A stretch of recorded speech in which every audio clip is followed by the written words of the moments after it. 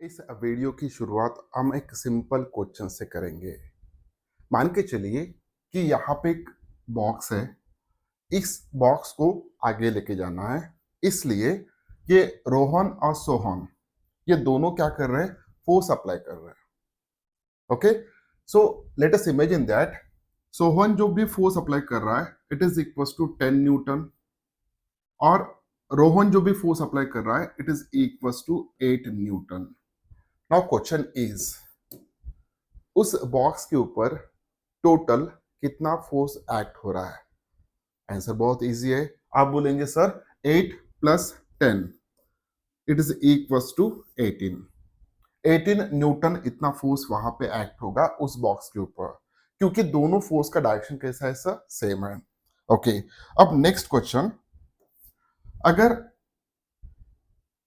इस सिचुएशन में सोहन जो भी बॉक्स के ऊपर फोर्स अप्लाई कर रहा है इस डायरेक्शन में that force again it is equals to 10 newton, और रोहन जो भी फोर्स अप्लाई कर रहा है उसी बॉक्स के ऊपर in opposite direction which is equals to 8 Newton.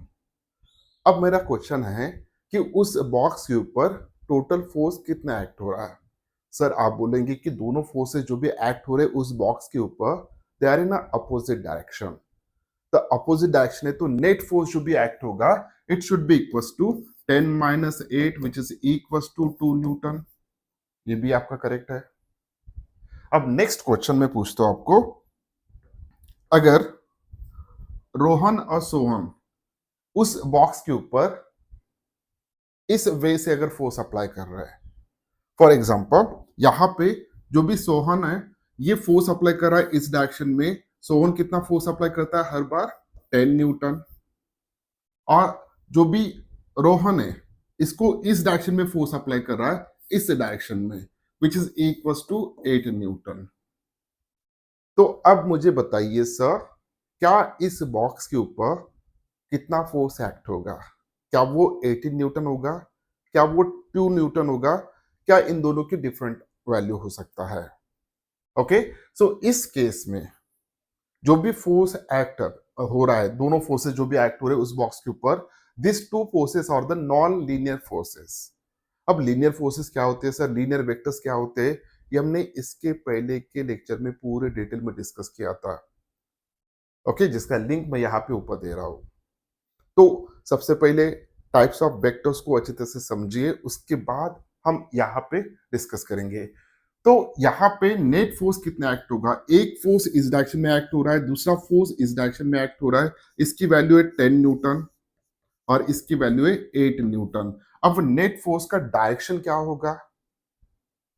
Net force का मैग्नीट्यूड क्या होगा? ये अभी हमें डिस्कस करना है। So this topic is related with the addition of vectors. दो वेक्टर्स को जब हम ऐड करते हैं तो सिंपली ऐड या सब्ट्रैक्ट नहीं कर सकते। हाँ, कर सकते हैं जब वो दोनों फोर्सेस अगर लीनियर वे से एक्ट हो रहे हो तो। जैसे कि फर्स्ट केस में दोनों एक ही डायरेक्शन में एक्ट हो रहे थे, उस वक्त नेट फोर्स कितना आया था? दोनों का एडिशन। जब दोनों ऑपोजिट डायरेक्शन में एक्ट हो रहे थे उस वक्त उन दोनों का सब्ट्रैक्शन हमने किया है। नेट फोर्स 2 न्यूटन आया था उस केस में। उस वक्त भी दोनों फोर्सेस का डायरेक्शन भले ही अपोजिट हो, they are acting along the one line. But third case में थोड़ा सिचुएशन डिफरेंट है। अब इसके लिए हमें कुछ लॉस को स्टडी करना है। Okay, so first law which gives the vector addition which is called as an triangle law. Triangle law of vector addition बहुत सिंपल है सर। हम यहाँ पे जो भी रिजल्टेंट है उसका फॉर्मूला हम यहाँ पे डिराइव करेंगे। क्या कहता है law? If two non zero vectors are represented by two sides of a triangle. Okay, अगर दो नॉन जीरो वेक्टर्स है जिनको हम रिप्रेजेंट कर रहे हैं with the two sides of the triangle taken in the same order, then the resultant is given by the closing side of triangle in opposite order। अब ये दो फोर्सेस जो भी है यहां पे मैं रिप्रेजेंट कर लेता हूं। So let us imagine that this point is a A, this one is a B. एक फोर्स जो सोहन अप्लाई कर रहा था which is equal to 10 newton, so is applying in this way A to B. So ये एक vector हो गया, इस वेक्टर को हम नाम दे देंगे P vector. Okay, P vector which is equal to A B vector. अब रोहन जो भी फोर्स रस्सी से उसको ऊपर खींच रहा था इन दिस डायरेक्शन। ओके, सो इस पॉइंट को हम सी नाम दे देंगे। सो इस डायरेक्शन में वो फोर्स अप्लाई कर रहा था, तो ये जो भी फोर्स अप्लाई कर रहा था बीसी इस डायरेक्शन में, सो इस वेक्टर को हम नाम दे देंगे क्यू वेक्टर। ओके सर, अब इस टाइप के दो फोर्सेस उस सिचुएशन में एक्ट हो रहे थे। This is the force by Sohan, this is the force by Rohan. Okay, P की वैल्यू कितना था सर? 10 न्यूटन, और क्यू की वैल्यू कितना था? 8 न्यूटन, जो कि हमने ऑलरेडी देखा है। अब उस बॉक्स के ऊपर नेट फोर्स किस डायरेक्शन में एक्ट होगा, ये हमें ट्रायंगल लॉ देता है। अब ट्रायंगल लॉ का क्या कहना है, देखिए, if two non zero vectors, हमने जो दो वेक्टर्स लिए हैं यहाँ पे पी क्यू, ये दोनों नॉन जीरो वेक्टर्स है, represented by two sides of a triangle. ये ट्रायंगल है सर, इसके दो साइड से हम रिप्रेजेंट कर रहे हैं, taken in same order.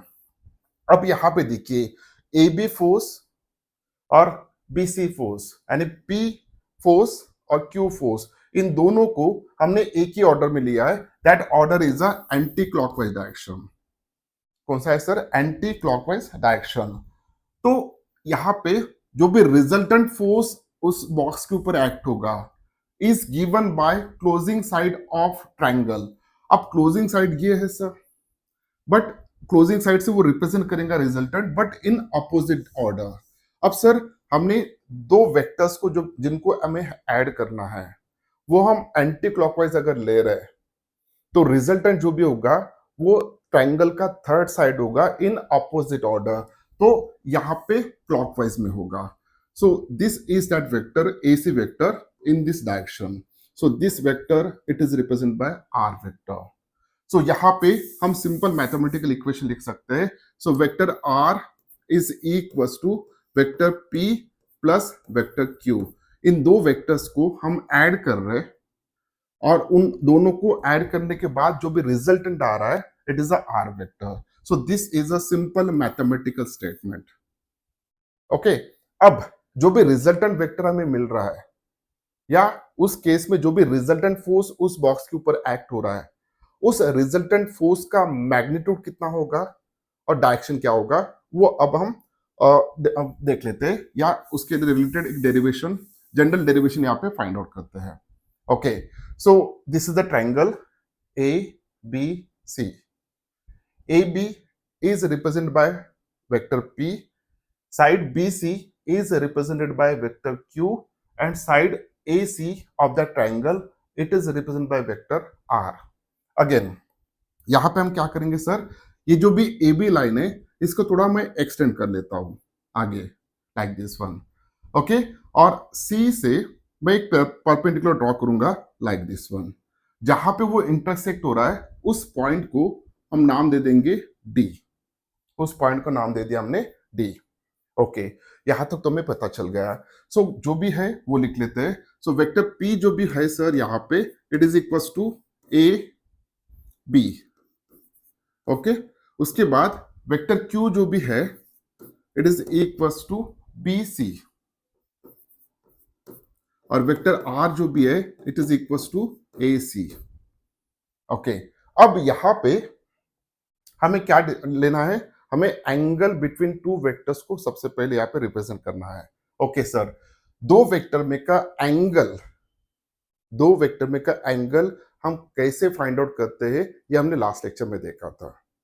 Okay, सो यहाँ पे कौन कौन से दो वेक्टर्स है जिनको हमें ऐड करना है सर? एक है वेक्टर P और दूसरा है वेक्टर Q। इन दोनों का हमें ऐड करना है। ओके, तो इन दोनों का अगर ऐड करना है तो इन दोनों में एक एंगल पता होना चाहिए। ओके, सो अगर इस वेक्टर को मैं थोड़ा प्रोसीड करता हूं आगे like this one. Okay, A B vector को अगर मैं लेके जाता हूं ताकि दोनों वेक्टर्स का टेल पॉइंट सेम आना चाहिए, तो उस वक्त जो भी एंगल मिलेगा that angle it is represent by this one. ये वो एंगल होगा which is theta. So theta is a angle between P vector and Q vector, दो वेक्टर में का एंगल कैसे फाइंड आउट करना है ये हमने लास्ट लेक्चर में डिस्कस किया था। ओके, अब इतना तो हमें पता चल चुका है।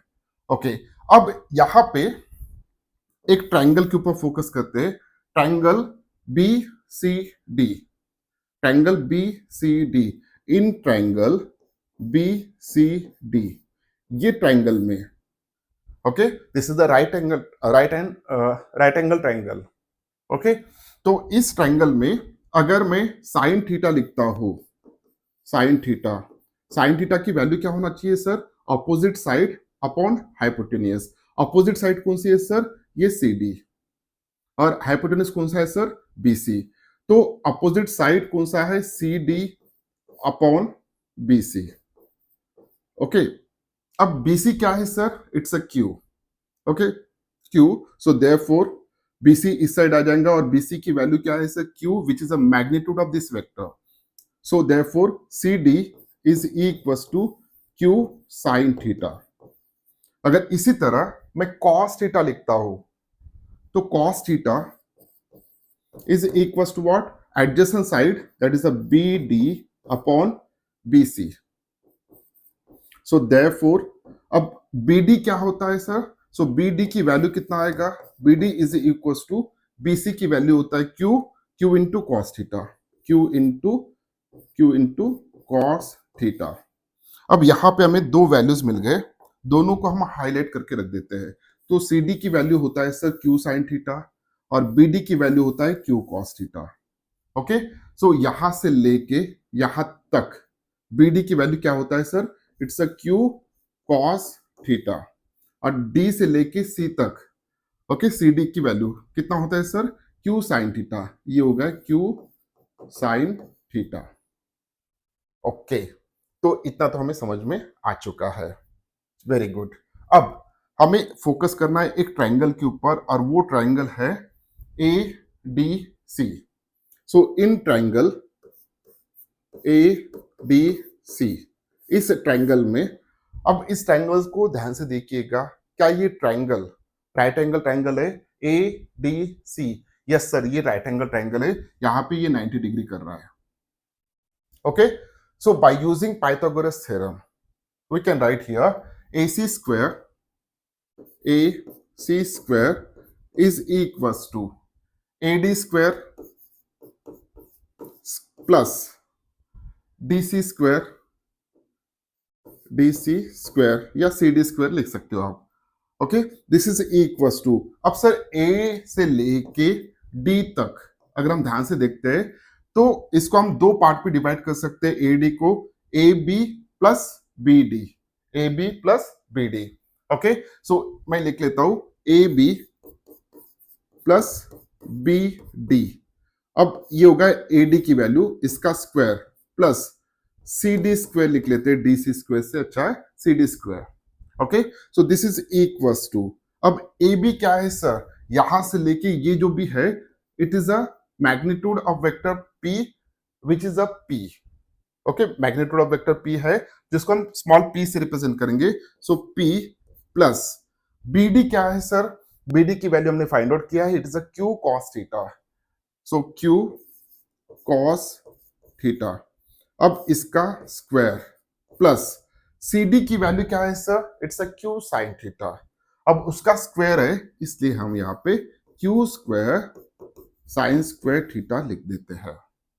ओके, अब A प्लस बी का square, A square plus B square plus twice AB cos theta, तो उसके हिसाब से ये क्या होना चाहिए sir, P square plus Q square cos square theta plus A square plus B square plus twice AB cos theta, उसके हिसाब से हाँ कितना आना चाहिए, और यहाँ पे 2 times PQ cos theta, okay, plus Q square sine square theta as it is है।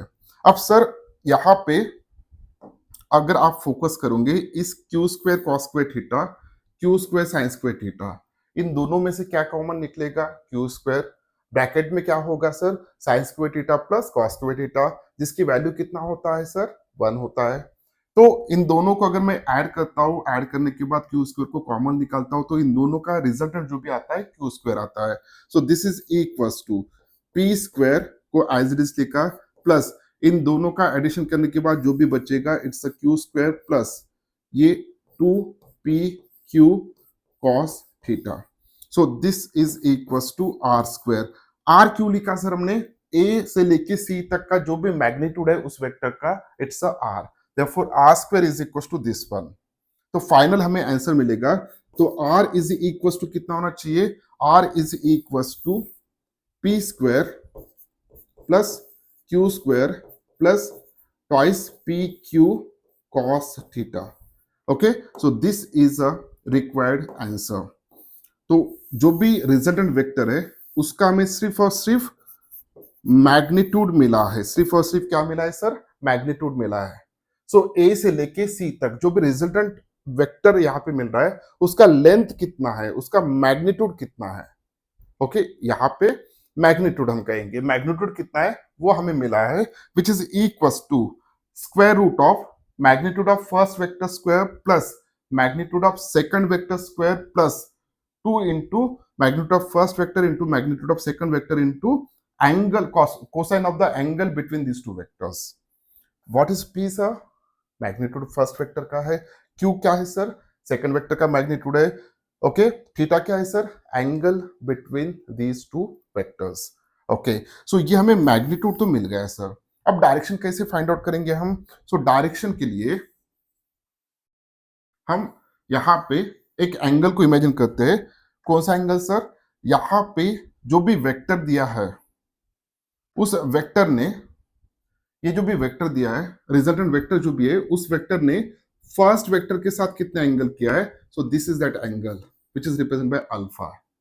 ओके, तो रिजल्टेंट वेक्टर ने फर्स्ट वेक्टर के साथ जो भी एंगल किया है which is equals to alpha. तो सर अब उसी ट्रायंगल में ए सी डी, इस ट्रायंगल में अगर मैं tan ऑफ अल्फा लिखता हूं, tan ऑफ अल्फा लिखता हूं, क्या होता है sir tan of alpha, tan of alpha क्या होता है, tan ऑफ एंगल क्या होता है, अपोजिट अपॉन एडजेसेंट। तो अपोजिट कौन सा है सर, सी डी, और एडजेसेंट कौन सा है सर, ए से लेके डी तक।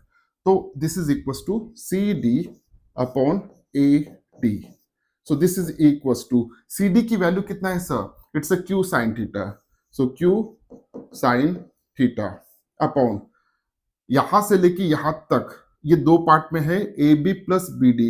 ए से लेके बी तक की वैल्यू कितना है सर, पी, प्लस बी से लेके डी तक की वैल्यू कितना है, Q cos theta. Okay, so tan of alpha, final equation, tan of alpha is equals to Q sine theta upon P plus Q cos theta. So यहां पे हमें एक फाइनल इक्वेशन यहां पे मिल चुका है। So this gives the angle, अगर अल्फा के फॉर्म में लिखता हूं तो alpha is equal to tan inverse of this things. तो अल्फा में क्या देता है सर, इस फॉर्मूले से अल्फा में जो भी रिजल्टेंट वेक्टर है उसका डायरेक्शन देता है, उसका डायरेक्शन दे रहा है। ये क्या दे रहा है सर, मैग्नीट्यूड। मैग्नीट्यूड मीन्स उसका मैग्नीट्यूड कितना है उस रिजल्टेंट वेक्टर का वो देता है, और अल्फा की वैल्यू अगर चेंज होता है, ओके, तो रिजल्टेंट वेक्टर भी चेंज होगा, रिजल्टेंट वेक्टर भी चेंज होगा। तो ये हमें मिल रहा है। ओके, सो ये हो गया, दो फॉर्मूले यहाँ पे मिले हैं। By using this triangle law, resultant जो भी वेक्टर है उस रिजल्टेंट वेक्टर का मैग्नीट्यूड हमें मिल चुका है।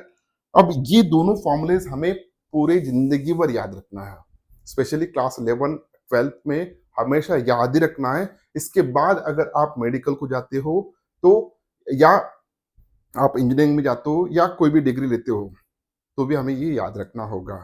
ओके, सो ये दो फॉर्मूलेस इंपॉर्टेंट है। रिजल्टेंट जो भी होता है it is square root of P square plus Q square plus twice P Q cos theta, और tan of alpha is equal to Q sine theta upon P plus Q cos theta. ये दोनों formulas हमें याद रखना है। Okay, अब इसके applications देखेंगे। फर्स्ट एप्लीकेशन, क्या फॉर्मूला सही सही में काम करता है, देखेंगे। ओके सर, यहाँ पे जो भी सोहन ने फोर्स अप्लाई किया था उसकी वैल्यू कितना था सर? 10 न्यूटन। ओके, जो भी रोहन फोर्स अप्लाई कर रहा था उसकी वैल्यू कितना था सर? 8 न्यूटन। तो हम इसको P कंसिडर करके चलते हैं और इसको Q कंसिडर करके चलते हैं। अब सर दोनों के दोनों एक ही डायरेक्शन में है, दोनों के दोनों एक ही डायरेक्शन में है, तो दोनों वेक्टर में का एंगल कितना होगा सर? इट्स अ 0 डिग्री होगा। ओके, एंगल कितना होगा सर? 0 डिग्री होगा, क्योंकि दोनों सेम डायरेक्शन में। अब यहाँ पे अगर हम फॉर्मूला लिखते हैं, कौन सा फॉर्मूला सर? जो अभी हमने देखा था कि रिजल्टेंट फोर्स का मैग्नीट्यूड कितना होगा? It's a square root of P square plus Q square plus twice P into Q into cos theta. Formula तो हमें याद है। ओके, पी की वैल्यू पता है हमें 10 न्यूटन है, क्यू की वैल्यू पता है हमें 8 न्यूटन है। ओके, तो अब रिजल्टेंट जो भी फोर्स है, हमने उस वक्त हमारे मन से ये कहा था कि टोटल जो भी फोर्स एक्ट होगा उस बॉक्स के ऊपर वो इतना एक्ट होना चाहिए सर, 18 न्यूटन। दोनों को हमने सिंपली ऐड किया था।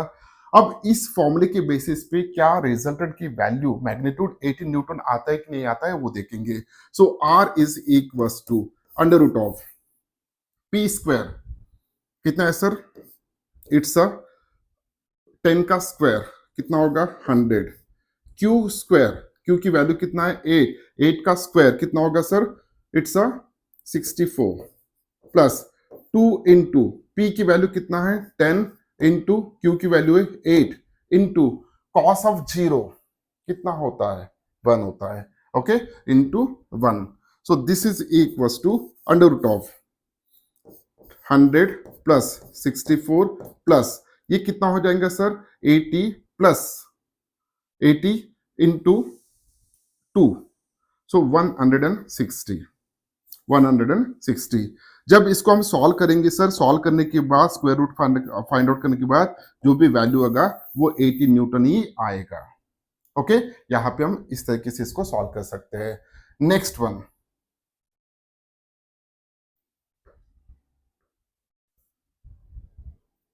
सर, अब ये जो भी रोहन है, सोहन है, ये कितना फोर्स अप्लाई कर रहा है इस डायरेक्शन में? 10 न्यूटन अप्लाई कर रहा है। इसको हम क्या कंसिडर करके चलते हैं? पी। ये कितना फोर्स अप्लाई कर रहा है रोहन? सो 8 न्यूटन अप्लाई कर रहा है। इसको हम क्या कंसिडर करके चलेंगे? क्यू। अब सर इन दोनों में एंगल कितना होगा? दोनों अपोजिट है, तो एंगल की वैल्यू यहां पे निकल के आएगा, it's a 180 degree. Okay, same resultant find out करना है, तो रिजल्टेंट अगर फाइंड आउट करना है तो R is equal to under root of P square plus Q square plus twice P Q cos theta. Okay sir, अब P की value तो पता है मुझे, कितना है सर P की वैल्यू? It's a 10। 10 का स्क्वायर कितना हो जाएगा? 100 प्लस Q की वैल्यू है 8। 8 का स्क्वायर कितना हो जाएगा? 64 प्लस 2 इंटू 10 इंटू 8 इंटू, अब कॉस ऑफ 180 की वैल्यू होता है -1। Okay, so this is equal to under root of 164। Okay, ये 80 मल्टीप्लाइड बाय 2, 160 माइनस इंटू -1 -160 हो जाएगा। ओके, तो under root of 64 -160 under root of 4 और रूट ऑफ 4 होता है 2 न्यूटन। सर हमने ये ऑलरेडी फाइंड आउट किया था, क्योंकि जब इस साइड से फोर्स 10 न्यूटन एक्ट हो रहा है, उस साइड से फोर्स 8 न्यूटन एक्ट हो रहा है, तो रिजल्टेंट कितना आना चाहिए सर? 2 न्यूटन। ओके, अगर यही वैल्यूज आप tan ऑफ अल्फा की इसमें फाइंड आउट करोगे तो यहां पे आपको यही डायरेक्शन मिलेगा। ओके, जो भी हायर फोर्स है उसी डायरेक्शन में ही एक्ट होगा। आप कैलकुलेट करके देख सकते हो। अब यहां पे थर्ड एप्लीकेशन, जो कि हमारा इंपॉर्टेंट क्वेश्चन था। अब इस डायरेक्शन में सोहन फोर्स अप्लाई कर रहा है 10 न्यूटन। इस डायरेक्शन में सोहन फोर्स अप्लाई कर रहा है 10 न्यूटन। 10 न्यूटन जिसको हमने P कह दिया, और रोहन जो भी है इस डायरेक्शन में फोर्स अप्लाई कर रहा है, इस डायरेक्शन में। ओके, कितना फोर्स अप्लाई कर रहा है सर? 8 न्यूटन जिसको हमने क्या कह दिया? Q। ओके, अब इन दोनों में मान के चलिए जो भी एंगल है that angle is a 30 degree. हम अज्यूम करके चल रहे हैं कि एंगल कितना है? 30 डिग्री है। अब यहां पे नेट फोर्स हमें फाइंड आउट करना है, नेट फोर्स फाइंड आउट करना है तो वही फॉर्मूला होगा R is equal to under root of P square plus Q square plus twice P Q into cos theta. Okay sir, so यहाँ पे p की वैल्यू उतना ही है 10 100 plus 64 plus it's a 160 into 160 into cos of 30 की value कितना होता है √3/2।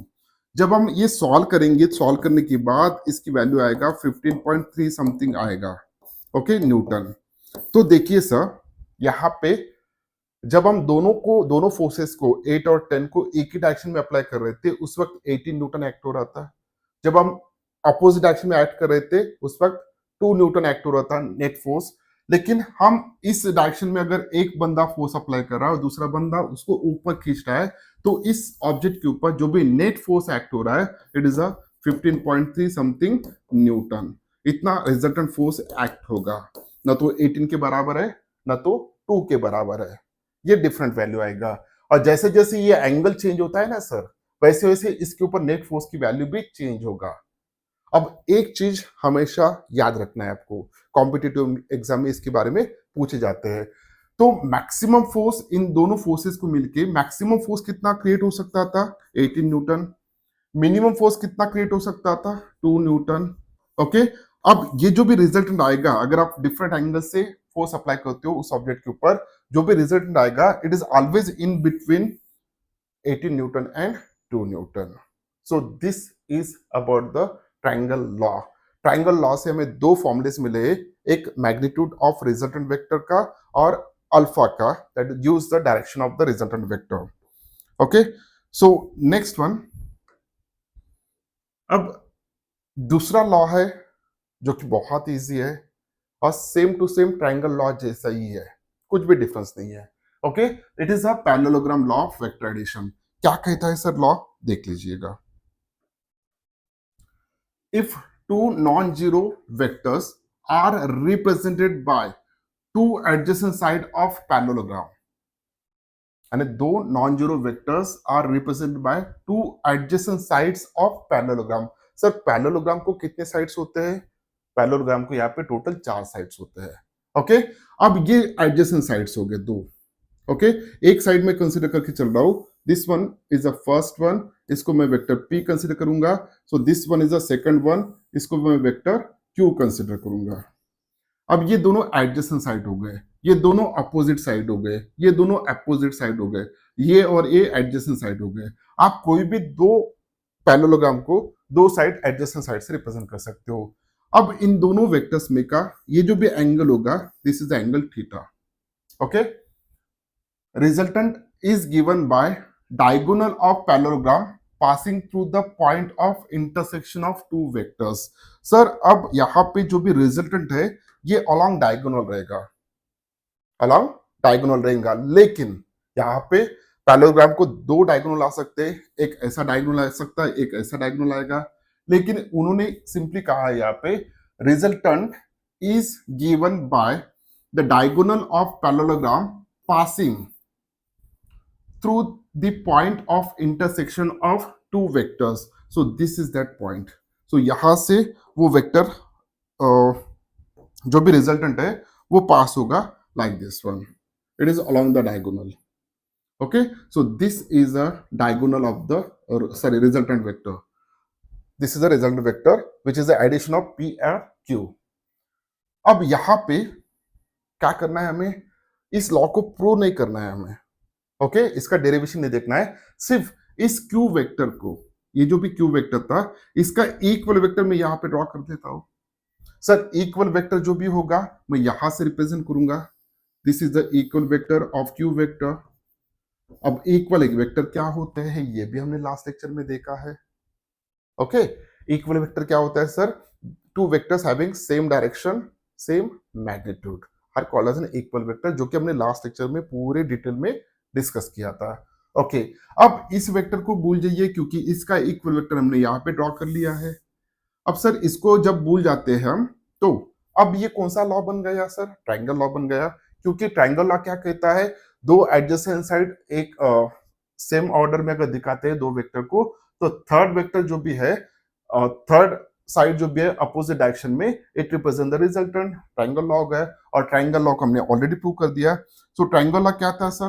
Triangle log था कि जो भी रिजल्टेंट है, this resultant is equal to under root of P square plus Q square plus twice P Q cos theta. अब theta is what? Angle between two vectors, and tan of alpha is equals to, अब sir alpha क्या होगा यहाँ पे? ये वाला होगा resultant में, और ये पूरा कितना था सर? ये पूरा थीटा था, और ये जो भी है ये अल्फा होगा। ओके, tan ऑफ अल्फा क्या था? इट्स इक्वल्स टू, आपको आंसर पता है, it's a q sin theta upon p plus q cos theta. Okay, so ये दो फॉर्मूलेज आपको हमेशा याद रखना है। लास्ट पॉइंट,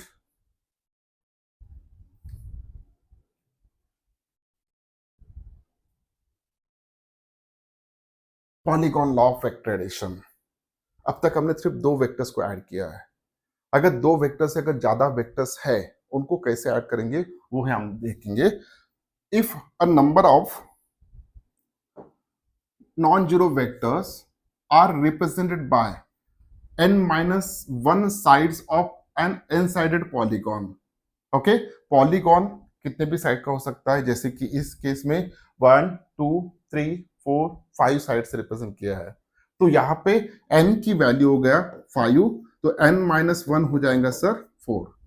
तो if a number of non zero vectors are represented by the n minus 1 sides of an n sided polygon, यानी चार साइड से अगर हम वेक्टर को रिप्रेजेंट कर रहे हैं, okay, in the same order, then the closing side of the nth side of the polygon taken in opposite order।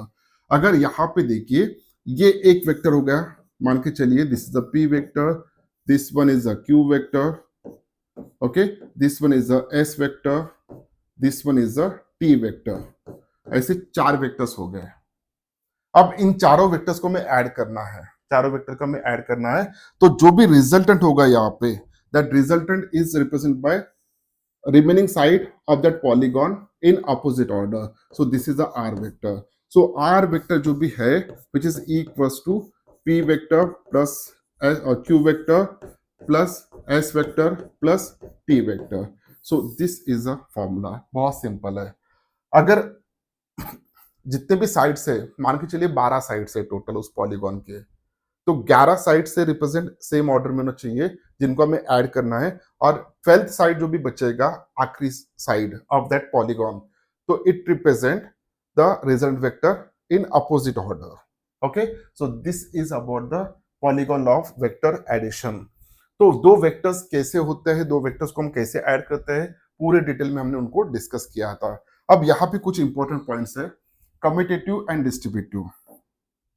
अब सर दो वेक्टर्स अगर आपको दिए जाते हैं, मान के चलिए कि वेक्टर ए और वेक्टर बी, आपने क्या किया? आपने सबसे पहले वेक्टर ए प्लस बी करके देखा, ओके, उसके बाद बी प्लस ए करके देखा। दोनों वेक्टर्स अलग है, वेक्टर्स के डायरेक्शंस अलग है, लेकिन जब ऐड कर रहे, ए में बी को ऐड कर रहे या बी में ए को ऐड कर रहे, ए प्लस बी और बी प्लस ए, सो एडिशन के लिए ये दोनों इक्वल होते हैं, और इस प्रॉपर्टी को कहा जाता है commutative property. Okay, what is distributive property? मान के चलिए कि दो वेक्टर्स है ए और बी, अब इन दोनों वेक्टर्स का एडिशन लेना है मुझे, ए प्लस बी वेक्टर, और इसे मुझे किसी भी कांस्टेंट से मल्टीप्लाई करना है। ये कांस्टेंट नंबर हो सकता है, ओके, सो के से मल्टीप्लाई करना है, तो के से जब मल्टीप्लाई करेंगे, सो दिस बिकम के ए प्लस के इंटू बी, तो इसमें भी ये इक्वल आता है। ओके, हम सिंपली उसको जैसे हम नॉर्मल केस में मल्टीप्लाई कर सकते हैं, वैसे ही वेक्टर में मल्टीप्लाई कर सकते हैं, यानी के से पहले ए को मल्टीप्लाई किया प्लस के से हमने बी को मल्टीप्लाई किया, इस तरीके से हम लिख सकते हैं, क्योंकि ये वेक्टर्स है। नॉर्मली तो हम अब तक लिखते आए हैं, ओके, लेकिन वेक्टर्स में भी ऐसा लिख सकते हैं, and this property is called as an distributive property. इस प्रॉपर्टी को क्या कहते हैं सर? हम डिस्ट्रीब्यूटिव प्रॉपर्टी कहते हैं। ओके, सो इसे लिख सकते हैं। अब इनके अलावा कुछ इंपॉर्टेंट पॉइंट्स है जो competitive exam point of view आपको याद रखना है। कौन कौन से sir points? So these are the points. Okay. Resultant of two unequal vectors. Resultant of two unequal vectors cannot be zero. Sir Sohan और रोहन ने जो भी फोर्स उस बॉक्स के ऊपर अप्लाई किया था, एक की वैल्यू कितना था 10, दूसरी की वैल्यू कितना था 8. मैक्सिमम फोर्स कितना अप्लाई हो सकता है अगर दोनों एक ही डायरेक्शन में अप्लाई करते हैं तो 18. मिनिमम फोर्स कितना एक्ट हो सकता है 2. हमने वो देखा है. ओके यहाँ पे वो वही कहा है कि two resultant of two unequal vectors. Unequal, अब हमारे केस में 10 और 8 ये दोनों अनइक्वल थे, सेम नहीं थे, उनका मैग्नीट्यूड डिफरेंट था. ओके तो इसकी वजह से मैक्सिमम 18, मिनिमम 2 आया, 0 नहीं आया. Resultant of two unequal vectors can not be 0. अगर इक्वल वेक्टर होते, मान लीजिए रोहन ने इस डायरेक्शन में फोर्स अप्लाई किया और सोहन ने इस डायरेक्शन में फोर्स अप्लाई किया, दोनों की वैल्यू सेम है, तो नेट फोर्स कितना आना चाहिए सर? 0 आना चाहिए. ओके तो ये याद रखना है. Resultant of 3 coplanar vectors. Sir अब हमें कोप्लेनर वेक्टर्स क्या होते पता होना चाहिए. लास्ट लेक्चर में हमने पूरी डिटेल में डिस्कस किया है. Which vectors are called as an coplanar vectors. जो कि एक ही प्लेन में आते हैं उनको हम कोप्लेनर वेक्टर कहते हैं. तो रिजल्टेंट यानी 3 कोप्लेनर वेक्टर्स को हम अगर ऐड करते हैं, 3 कोप्लेनर वेक्टर्स में और मे नॉट बी 0. 0 भी हो सकता है, 0 भी नहीं हो सकता है.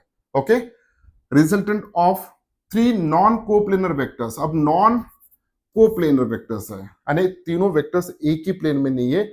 2 वेक्टर्स हमेशा एक प्लेन में होते ही है, कोई भी 2 वेक्टर्स, लेकिन 3 वेक्टर्स मे भी हो सकते हैं, मे बी नॉट. ओके तो हम मे बी नॉट वाला केस यहाँ पे ले रहे हैं. मे बी वाला केस हम ऊपर लिया था, तीनों वेक्टर्स कोप्लेनर थे, लेकिन तीनों वेक्टर्स अगर नॉन कोप्लेनर है तो उनका जो भी रिजल्ट होगा कैन नॉट बी 0. कभी भी 0 नहीं होगा, कुछ ना कुछ वैल्यू उसका रहेगा ही रहेगा. It never become a 0. ये हमें याद रखना है. ये 3 है, कॉम्पिटिटिव एग्जाम में इसके बारे में पूछे जा सकते हैं. ओके तो ये था सर वेक्टर एडिशन के रिलेटेड. कोई भी 2 वेक्टर्स है उनको अगर ऐड करना है तो 2 फॉर्मूलेस आपको याद रखना चाहिए. r is equal to square root of, आप ए बी वेक्टर लेते हो तो A square plus B square plus twice A B cos theta. tan of alpha is equal to वो वाला फॉर्मूला. ये दोनों फॉर्मूला सबको हमेशा याद रखना चाहिए. जो भी रिजल्टेंट और ये स्क्वायर रूट वाला फॉर्मूला है ये क्या देता है हमें? सिर्फ और सिर्फ मैग्नीट्यूड, रिजल्टेंट वेक्टर का मैग्नीट्यूड देता है. लेकिन डायरेक्शन कौन बताता है सर? हमें tan ऑफ अल्फा, ये अल्फा बताता है हमें डायरेक्शन. ओके तो उम्मीद करता हूं कि वीडियो आपको अच्छा लगा. अगर वीडियो अच्छा लगा तो वीडियो को लाइक कीजिए, अपने दोस्तों के साथ शेयर कीजिए.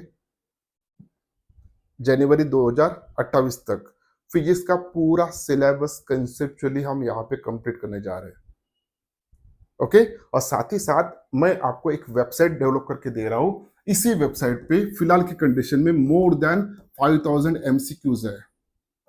ओके ये किसके लिए सर? एमसीक्यूज किसके लिए? प्रैक्टिस करने के लिए. टोटली फ्री ऑफ कॉस्ट रहेगा हमेशा के लिए, कोई चार्जेस नहीं लगेंगे, कोई सब्सक्रिप्शन भी नहीं करना है.